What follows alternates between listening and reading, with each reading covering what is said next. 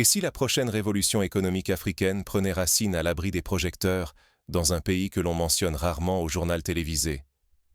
Laissez de côté les clichés ressassés sur l'Afrique de l'Ouest. Au cœur du Sahel, le Burkina Faso, longtemps catalogué comme ingouvernable et enclavé, est en train de déjouer tous les pronostics. Aujourd'hui, il attire les regards et les capitaux des investisseurs du monde entier, dans un mouvement aussi silencieux que spectaculaire. Imaginez la scène. En octobre dernier, près de 200 investisseurs, originaires de plus de 40 pays, de la Chine au Canada, en passant par la Turquie et le Nigeria, ont convergé vers Ouagadougou.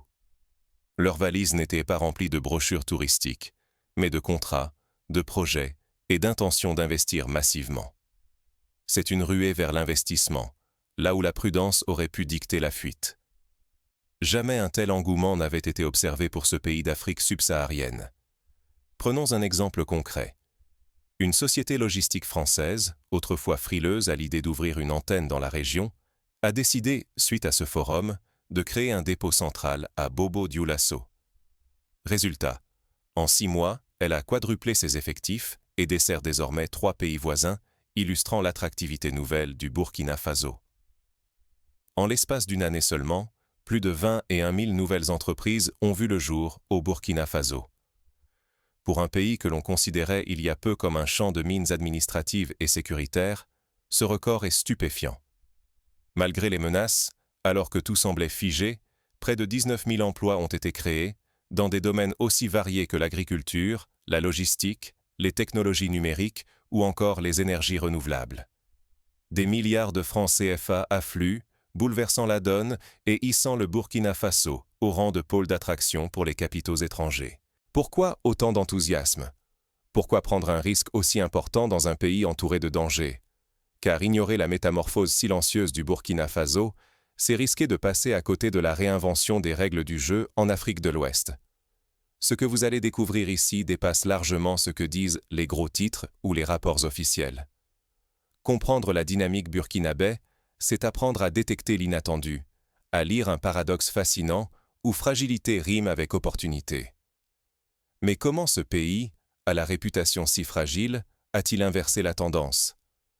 Pour le saisir, il faut plonger dans les coulisses d'une transformation orchestrée par la jeunesse, la géographie et une volonté politique sans précédent. Pourquoi des milliers d'entrepreneurs choisissent-ils aujourd'hui de miser sur un pays souvent cité parmi les plus dangereux d'Afrique? Cette question bouscule toutes nos certitudes sur le Burkina Faso. Au cœur de l'Afrique de l'Ouest, un territoire sans accès à la mer, ce pays est encerclé par 6 voisins: le Mali, le Niger, le Bénin, le Togo, le Ghana et la Côte d'Ivoire. Chaque jour, il doit composer avec des tensions régionales, des routes coupées et des dizaines de milliers de personnes déplacées. Les médias internationaux alimentent l'image d'une nation rongée par la violence et l'incertitude, multipliant les unes sur les camps de réfugiés et les attaques armées. Pourtant, dans l'ombre, un phénomène bouleverse tous les pronostics. L'économie burkinabé attire désormais l'attention des investisseurs les plus aguerris. En moins de 12 mois, plus de 21 000 entreprises ont vu le jour. Près de 19 000 emplois ont été créés et les capitaux affluent dans des secteurs stratégiques. Là où hier l'on ne parlait que de chaos, aujourd'hui, les projecteurs s'allument sur la résilience et le potentiel.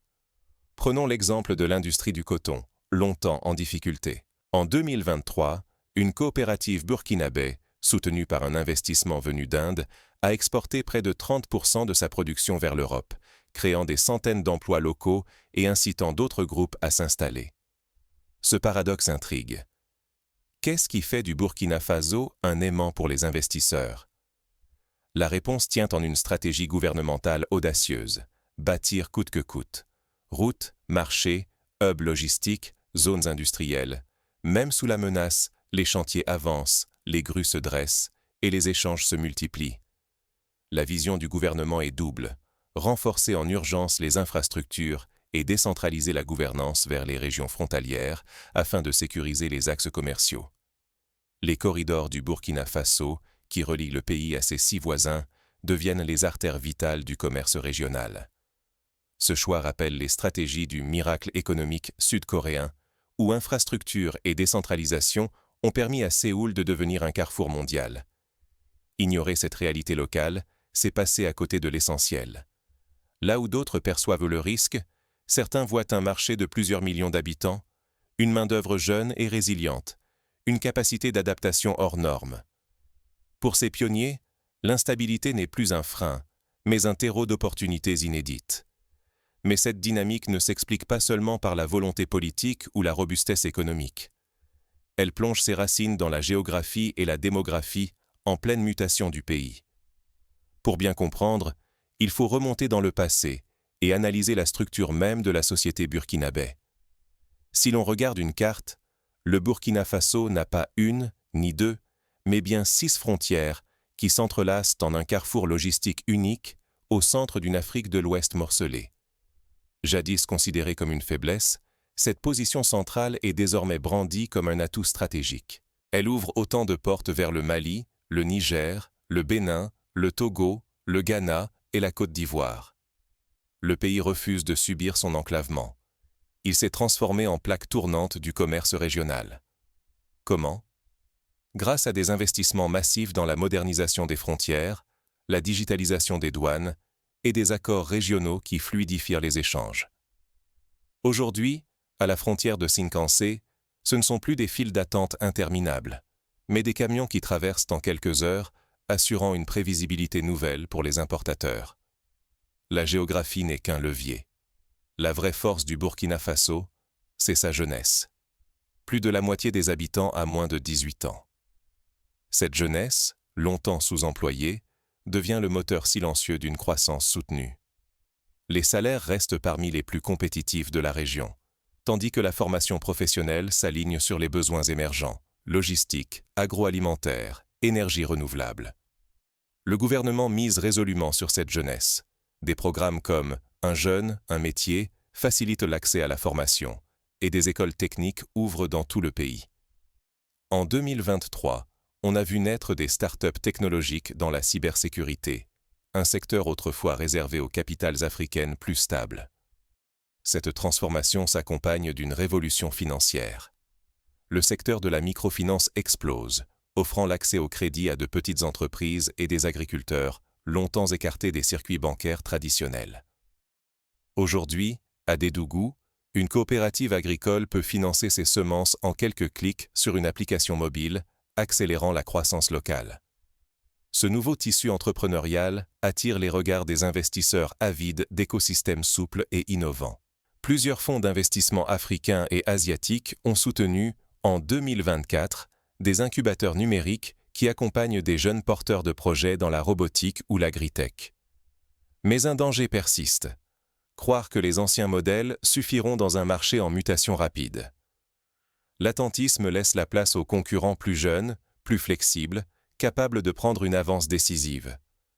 C'est ainsi qu'un petit groupe d'entrepreneurs burkinabés, inspiré par le modèle kényan du mobile banking, a lancé une application de paiement qui compte aujourd'hui plus de 500 000 utilisateurs. Rien de tout cela n'aurait été possible sans un leadership décidé à briser les codes et à réinventer les règles du jeu. Mais qui sont ces leaders capables de galvaniser une telle transformation ? Pour comprendre la rupture, il faut plonger dans la nouvelle génération d'élites burkinabés. Quand un pays africain tourne le dos à ses anciens tuteurs, qui sort vraiment gagnant ? Au Burkina Faso, la réponse passe du mythe à la réalité la plus concrète. Le capitaine Ibrahim Traoré, à peine dans la trentaine, a pris les rênes du pays avec un credo sans concession. Souveraineté totale, administration allégée et institutions efficaces. Ce jeune chef militaire bouleverse les attentes, dérange les puissances établies et insuffle une énergie nouvelle à une jeunesse lassée de subir. La rupture avec la France a été un choc. La dépendance à l'ancienne puissance coloniale s'estompe, remplacée par une stratégie d'ouverture tous azimuts. La Russie, la Turquie, les Émirats arabes unis, mais aussi les voisins africains sont désormais sur la carte. Cette diversification bouscule les réseaux d'influence et redistribue les rôles dans la région. On a vu par exemple l'arrivée de sociétés russes dans le secteur minier et de firmes turques dans la construction de routes et d'hôpitaux. mais chaque pas en avant s'accompagne de turbulences. De nombreux programmes occidentaux sont gelés, les agences de notation internationale se montrent méfiantes, sanctionnant parfois le pays. Pourtant, le vide laissé est rapidement comblé par des capitaux venus d'Asie, du Golfe et d'Afrique. Ainsi, un consortium d'investisseurs émiratis a financé, en 2024, la construction d'une centrale solaire près de Wahigouya, réduisant la dépendance énergétique du pays. Ce mouvement n'échappe à personne. Plusieurs autres pays africains observent, s'inspirent, et certains amorcent leur propre transition.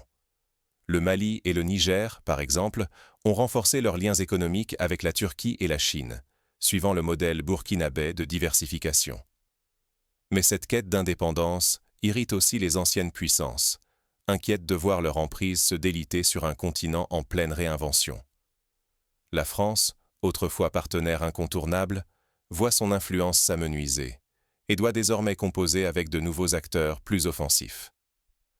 Dans ce climat tendu, chaque décision du gouvernement burkinabé est un pari à haut risque. Plus d'autonomie, certes, mais au prix d'un isolement possible.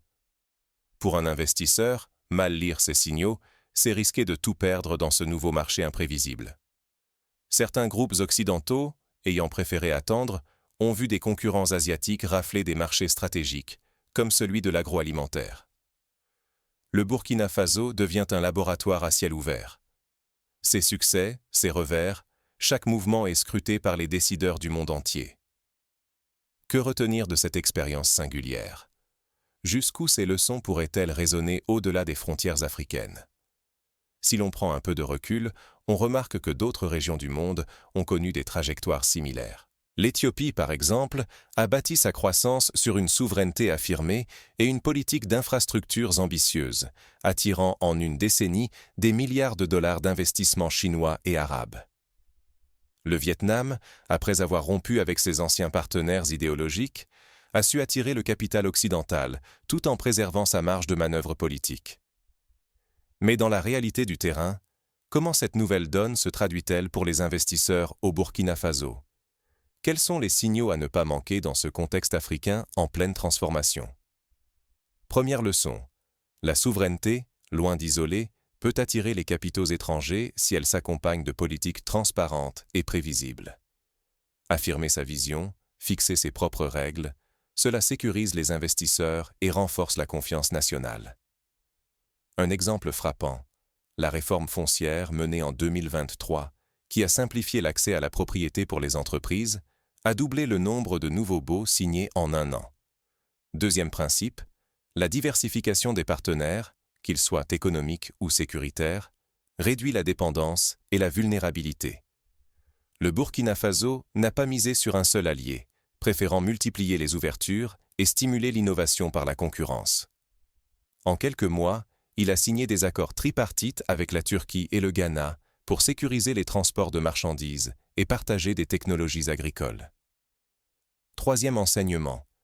Les réformes administratives, souvent silencieuses mais décisives, libèrent plus vite l'initiative que les projets de spectaculaires. Rendre l'administration accessible, digitaliser les démarches, simplifier la vie des entrepreneurs, autant de leviers qui transforment l'économie au quotidien.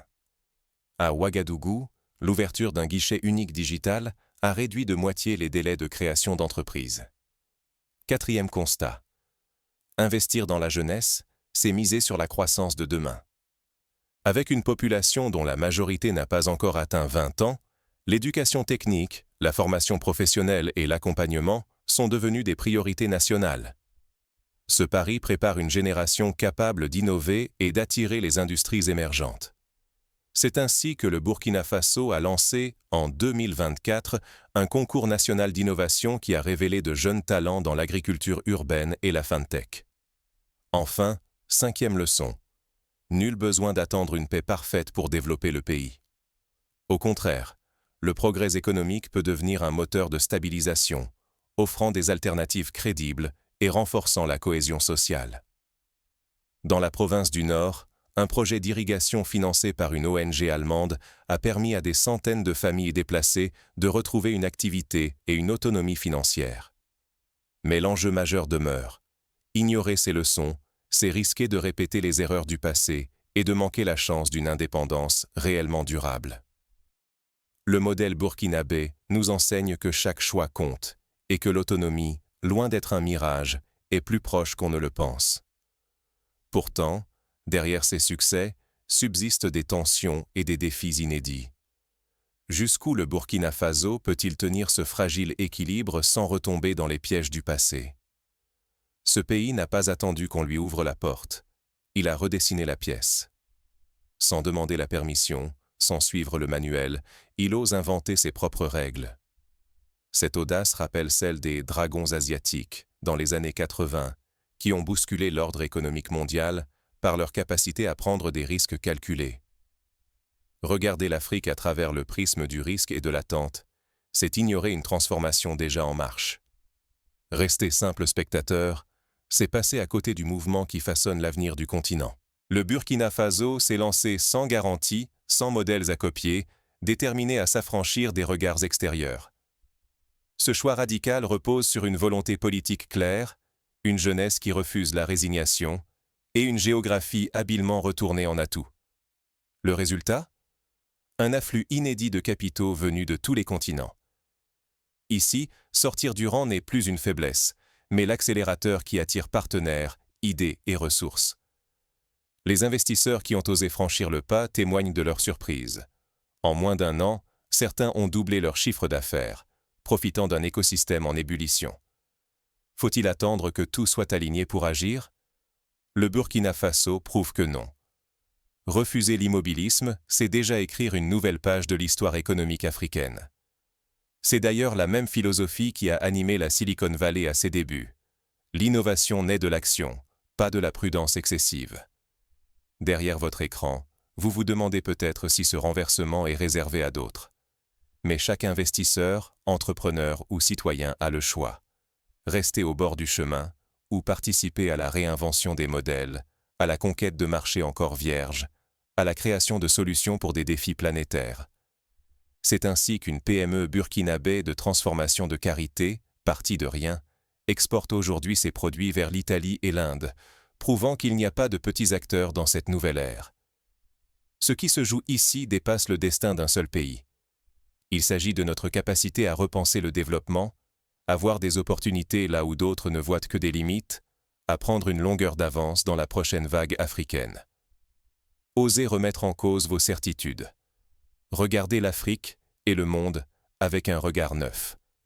Comme au Burkina Faso, l'audace ne s'excuse pas. Elle s'affirme, se partage et ouvre la voie. Observez, inspirez-vous, puis passez à l'action. Le prochain chapitre pourrait bien s'écrire grâce à vous. Pour aller plus loin, pourquoi ne pas imaginer des scénarios concrets? Si vous étiez investisseur, comment identifier les signaux faibles dans un marché émergent? Commencez par analyser la démographie locale, la qualité des infrastructures, le niveau de digitalisation des services publics. Ensuite, rencontrez les acteurs de terrain, entrepreneurs, jeunes diplômés, responsables d'ONG. Enfin, testez de petits projets pilotes pour mesurer la réactivité du marché. L'histoire du Burkina Faso nous rappelle que la transformation naît souvent là où on l'attend le moins. À vous de vous saisir de cette dynamique, de vous inspirer de ces pionniers et de participer à la construction de l'Afrique de demain. Les plus grands changements commencent toujours par une décision, celle d'oser là où d'autres hésitent encore. Alors, serez-vous de ceux qui écrivent à l'avenir ou de ceux qui regardent passer la révolution?